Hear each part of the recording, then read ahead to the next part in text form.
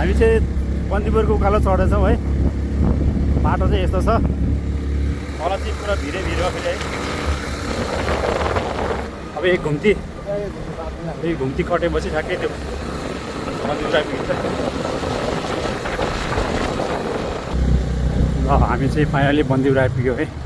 Hello नमस्ते सबैजनालाई। हामी चाहिँ अहिले बन्दीपुर आइपुग्यौँ है र अहिले चाहिँ टुडी खेलतिर जानु लाग्यो। हेलो सन् यात्रा निकै लामो भएन, बाटो राम्रो भएर सजिलो भयो। स्कुटरमै आइयो पोखरादेखि होइन यहाँसम्म। अब हामी त टुडी खेल घुमेर गेटवालतिर चाहिँ लाग्छ, माथि गेटवालतिर जाने। बन्दीपुरको गल्ली चाहिँ यस्तो छ है, कस्तो दामी है, कस्तो राम्रो के ढुङ्गाल छापेको गरेर बाटोहरू यस्तो मैले ढुङ्गाल छापेर ट्रेडिसनल तरिकाले चाहिँ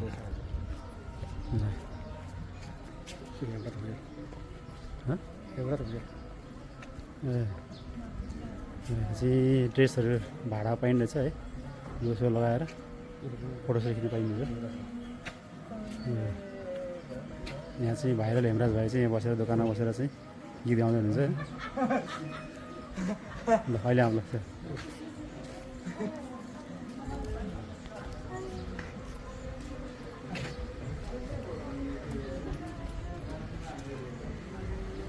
म त 1 वर्ष भयो नआएको, शान्ति कि 1 वर्षपछि आनन्द छ। कसैको यस्तो दामी भयो क्या, अन्त दामी बनाएको छ।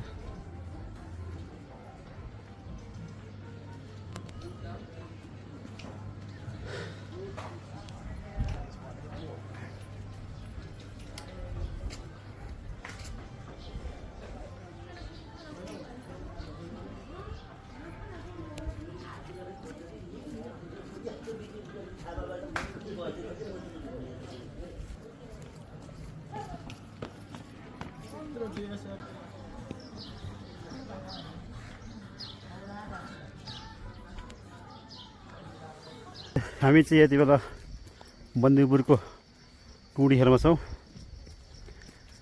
यहाँ चाहिँ टुडी खेलको दृश्य चाहिँ यस्तो छ, मान्छेहरूको चहलपहल निकै छ। मान्छेहरू बाहिरबाट घुम्न आएका छन्। मान्छेहरू चाहिँ घुम्न आउने क्रम जारी छ।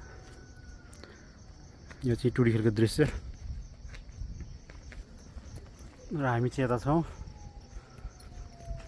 टुडी खेलबाट देखिएको तल डुम्रे बजारको दृश्य तपाईँले देख्नुभयो भने तारले गर्दा देखिएन होला। यो तलपट्टि देखिएको डुम्रे बजार र उतापट्टि लामो देखिएको बाटो त्यो चाहिँ पृथ्वी राजमार्ग। उतापट्टि साइडमा मर्स्याङ्दी नदी बगिरहेको छ।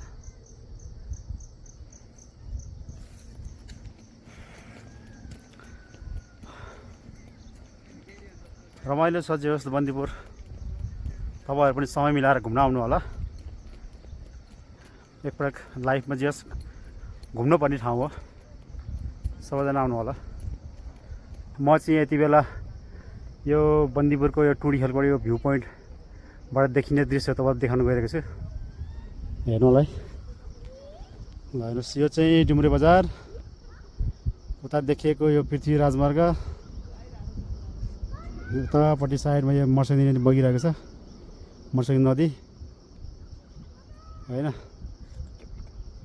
त्यसपछि यता आएर तपाईँले हेर्नु केबल कार चाहिँ यसरी आइरहेको छ। केबल कार अहिले केबल कारको सुविधा पनि छ बन्दीपुर आउनलाई। यो तपाईँहरू हिँडेर अथवा गाडीबाट आउन सक्नु भएन भने बन्दीपुर केबल कारबाट पनि आउन सक्नुहुन्छ।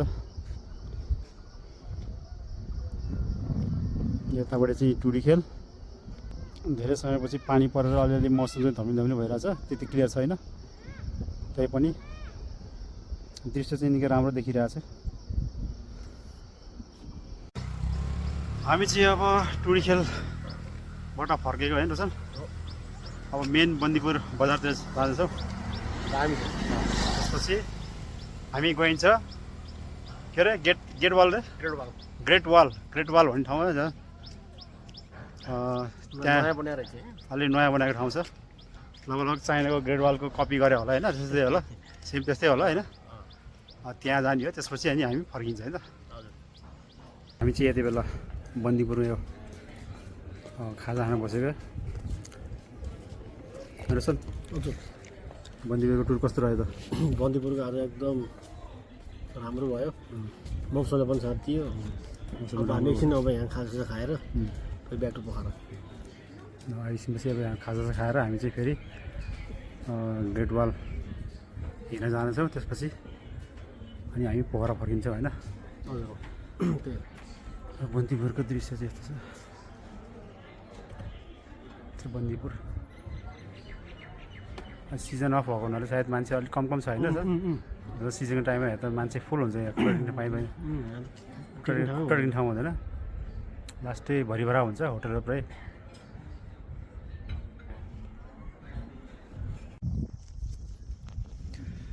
हेलो नमस्ते सबजनालाई। हामी चाहिँ यति बेला बन्दीपुरको टपमा छौँ है। यो चाहिँ बन्दीपुरको ग्रेट वाल जाने बाटो हो। ग्रेट वाल तर्फ चाहिँ ग्रेट वाल जाने बाटो। यो चाहिँ अलिक सानो सानो रहेछ बाटो होइन, कच्ची बाटो रहेछ, भर्खर बनाउनु सुरु गरेर रहेछ। र हामी चाहिँ यो टपमा छौँ ठ्याक्कै। यतापट्टि देख्नु सक्नुहुन्छ तपाईँहरू बन्दीपुरको भ्यू है, कस्तो दामी भ्यू छ हेर्नुहोस्। यो चाहिँ यहाँबाट चाहिँ बल्ल राम्रो देखिँदैछ बन्दीपुर। यो चाहिँ बन्दीपुर भ्यू हेर्नुहोस् है। ल हामी चाहिँ अहिले यहाँ छौँ, टपमा छौँ। यतापट्टि भ्यू यस्तो छ र यतापट्टि पल्लो डाँडा चाहिँ यतापट्टि चाहिँ फेरि यस्तो छ हेर्नुहोस्। यतापट्टि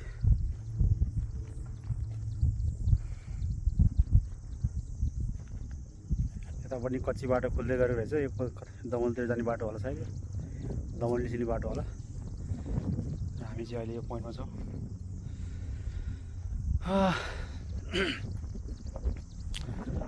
यो टपबाट पहिला पहिला चाहिँ प्याराग्लाइडिङ गर्थ्यो कुहिरेहरू है, सायद एकपटक यहाँ दुर्घटना भएको थियो, त्यसपछि बन्द गरेछ। प्याराग्लाइडिङ चाहिँ पहिला खुब आउँथ्यो कुहिरेहरू यहाँ चाहिँ,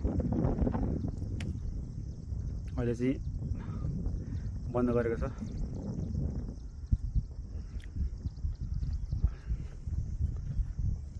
हेर्नुहोस् बन्दीपुरको दृश्य, तपाईँले दृश्य हेर्न सक्नुहुन्छ ल।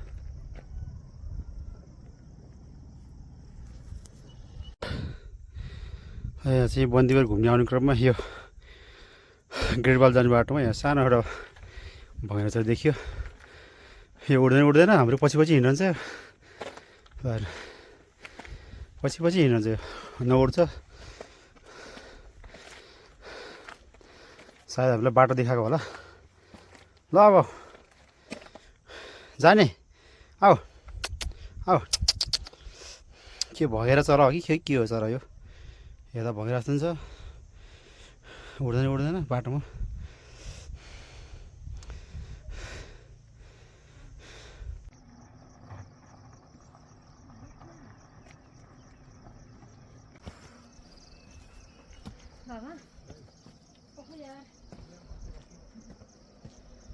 हामी चाहिँ अब बन्दीपुर घुमेर फर्किन लाग्यो है अन्डरसन। हाम्रो अब बन्दीपुर घुमेर सकियो, बन्दीपुरको अब हाम्रो टुर सकियो। अब हामी चाहिँ ब्याक टु पोखरा होइन अन्डरसन। ल बन्दीपुरको अन्तिम दृश्य सबैले हेर्नु होला, दामी छ, आउनु होला, सबैजना आउनु होला घुम्न।